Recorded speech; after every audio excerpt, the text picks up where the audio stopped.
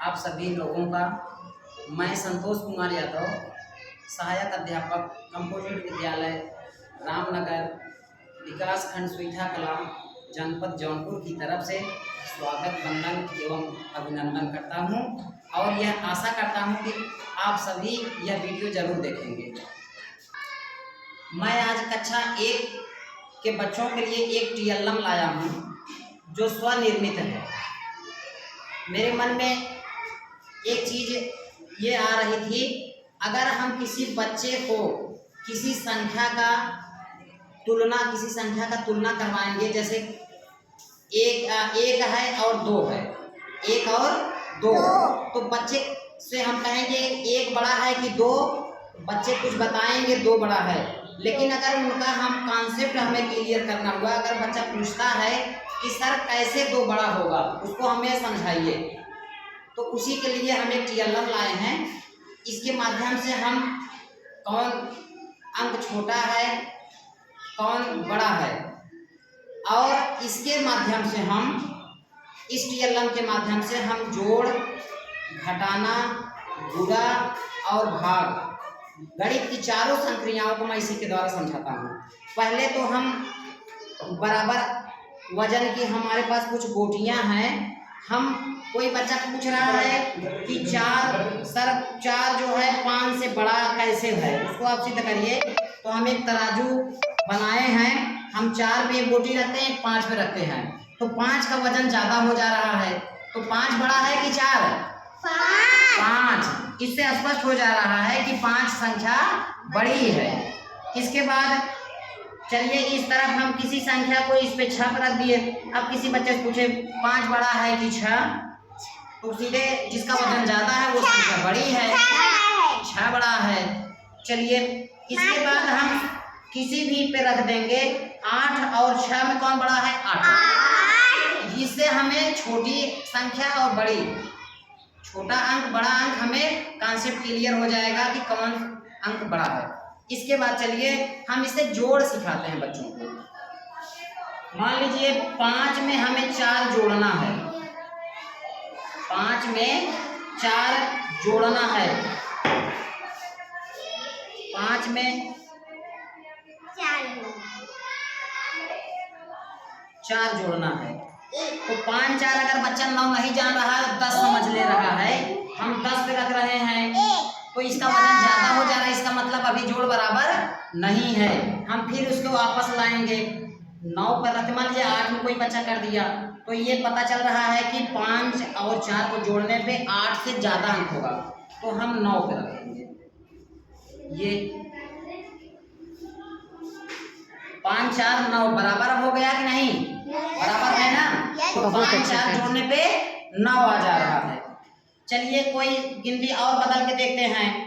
5 में हम 8 जोड़ दे रहे हैं, 8 5 हम जानते हैं 8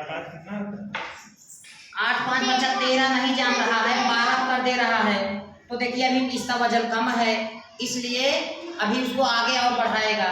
अच्छा 13, ये 8 5 अब वजन बराबर हो गया, तो क्लियर हो गया कि 8 5 13 होता है। इस तरह हमने हर अंकों से इसको जोड़ हम करा सकते हैं। इसके बाद हम गुणा पे आते हैं। हम इसी के द्वारा गुणा भी सिखा सकते हैं बच्चों को। जैसे हमें 5 में 2 का गुणा करना है, तो 5 पे 2 गोटी रख देंगे,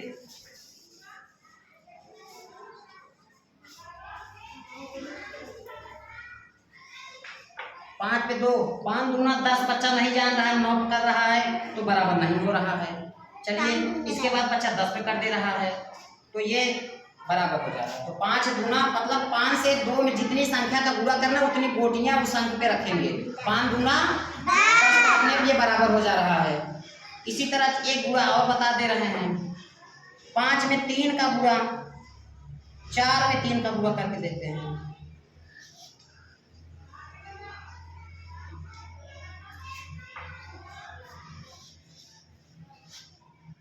4 में 3 का जब गुणा करेंगे तो 4 पे 3 गोटी रखेंगे।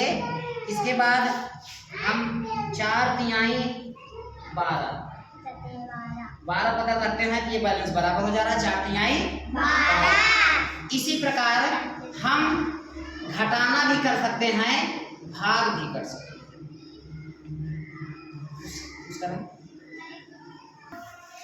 जी। अब हम इस TLM के माध्यम से बच्चों को भाग सिखाएंगे। अगर मान लीजिए हमको 8 में 2 से भाग देना है तो 8 पर एक गोटी रखेंगे और भाग देना है 2 से, 2 गोटी से भाग देना है। जिस अंक पर दोनों गोटी को रख देने से बैलेंस बराबर हो जाएगा वही उसका आंसर होगा। 8 में 2 से भाग देना है। अगर हम 4 पर 2 गोटी रखते हैं, बैलेंस हमारा बराबर हो रहा है, तो 8 में 2 गोटी से भाग दे रहे हैं, 2 से भाग दे रहे हैं मतलब 2 गोटी, और जिस पे रखने पे आ रहा है आंसर, ये बैलेंस बराबर हो रहा है, तो वही आंसर होगा। 8 में 2 से भाग दिए 4 आ गया। इसी तरह मान लीजिए हमको 10 में या 9 में 3 से भाग देना है, तो 3 गोटी जिस अंक पे रख देंगे वो बराबर होना चाहिए। 3 पे रख देते हैं, 3 से 3 गोटी, ये 9 में 3 से भाग दे दिए, 3 आ गया। 3 त्रिका 9। Very good. अब हमें 12 में 2 से अगर भाग देना है, 12 में 2 से भाग देना, 2 गोटी रख देंगे जिस अंक पर, 6 पे।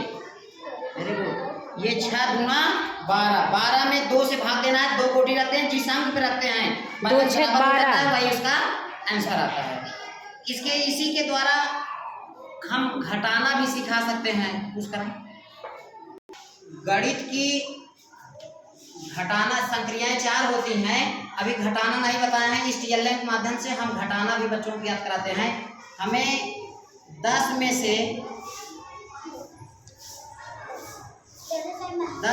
हमें 4 घटा दी, घटाना है। 10 में हमें 6 घटाना है, तो 6 पे गोटी रख देंगे, और दूसरी गोटी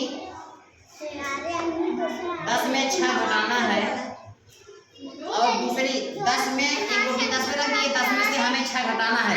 अब दूसरी गोटी जिस अंक पे रखेंगे वही आंसर आएगा। मान लीजिए 10 में से 6 घटाते हैं, अगर 5 बच्चा समझ रहा है, देखिए 5 गलत आंसर है, जाता होगा। फिर क्या आंसर आएगा? Very good. 10 में से 6 घटाने पे कितना आएगा? 4 से बराबर भी हो गया है। और है हमें 9 में से, अगर 9 में से हमें 3 घटाना है, 9 में 3 घटाना है, 4 अगर रखते हैं तो 4 आंसर गलत है। हमें 9 में से 3 घटाना है, तो और आगे लेके जाएंगे, अभी भी गलत है। 6 पे रखने पे बैलेंस बराबर हो जा रहा है, इसलिए 10 में से 3 घटाने पे आंसर कितना आएगा? 9 में से 3 घटाने पर आंसर 6 आ रहा है। तो इस तरह हमने का जो है घटाना भी बच्चों को सिखा दिया। समझ में आ गया सभी को? Yes sir. ठीक, धन्यवाद।